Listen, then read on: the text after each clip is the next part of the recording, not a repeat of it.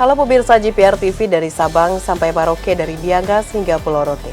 Bertemu kembali bersama saya Mona Azharinisak dalam kanal siaran berita pemerintah.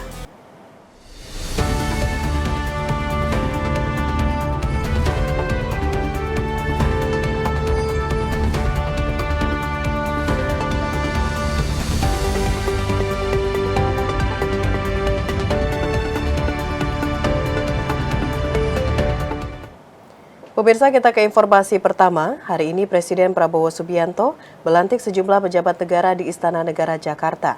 Antara lain anggota Komisi Pemilihan Umum Republik Indonesia, Wakil Ketua dan anggota Dewan Ekonomi Nasional, anggota Komisi Kepolisian Nasional, serta Kepala Otorita Ibu Kota Nusantara.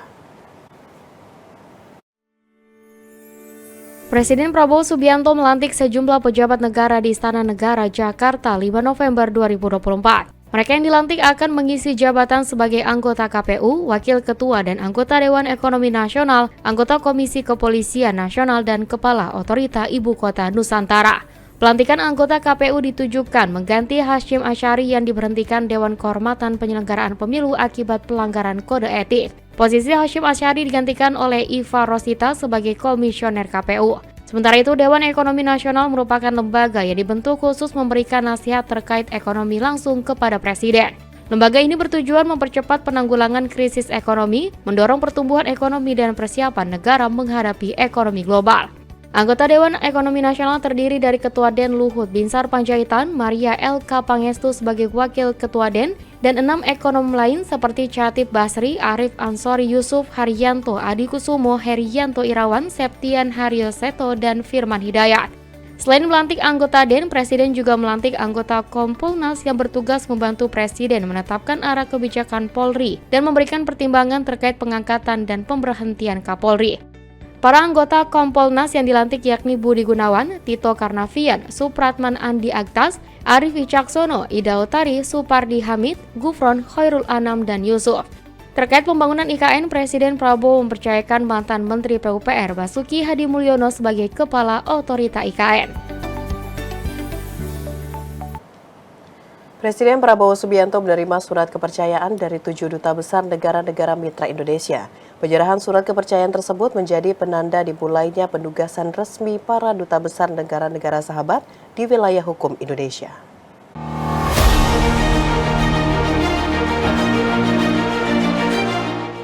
Prosesi acara penyerahan surat kepercayaan dimulai dengan upacara penyambutan kedatangan duta besar luar biasa dan berkuasa penuh untuk Republik Indonesia oleh pasukan militer yang diiringi dengan lagu kebangsaan dari masing-masing negara.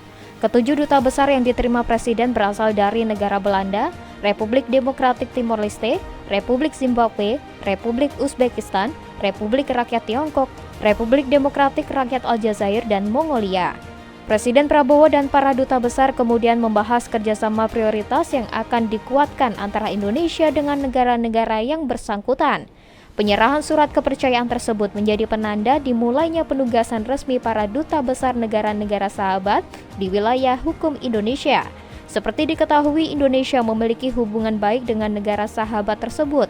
Bahkan beberapa di antaranya merupakan mitra dagang atau mitra kerjasama ekonomi utama Indonesia. Pemirsa, pemerintah menargetkan aturan upah minimum provinsi selesai dalam 2 hari atau 7 November 2024. Penetapan aturan ini dibahas dalam rapat internal sekaligus menindaklanjuti putusan Mahkamah Konstitusi perihal ketenagakerjaan.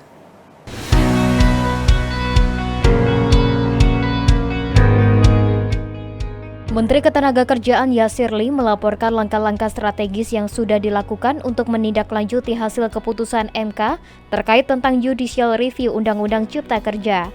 Hal itu disampaikan dalam rapat terbatas mengenai upah minimum provinsi dan tindak lanjut putusan Mahkamah Konstitusi terkait Undang-Undang Cipta Kerja di Istana Negara Senin 4 November 2024.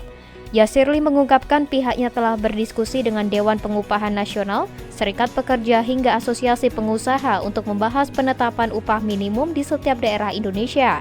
Guru Besar Institut Teknologi Bandung juga mengaku diberi tenggat waktu selama 2 hari oleh Presiden untuk menetapkan aturan mengenai upah minimum. Ini yang sedang kami coba rumuskan dan kami punya batas waktu sampai tanggal 7 ya. sampai tanggal 7 November untuk keluar dengan sebuah, apakah itu surat edaran ataupun itu peraturan Menteri Tenaga Kerja terkait tentang penetapan upah minimum, yang itu nanti akan kami sampaikan kepada para gubernur se-Indonesia. Pemirsa, usai jeda pariwara, Kominfo Newsroom akan kembali dengan informasi lainnya. Tetaplah bersama kami.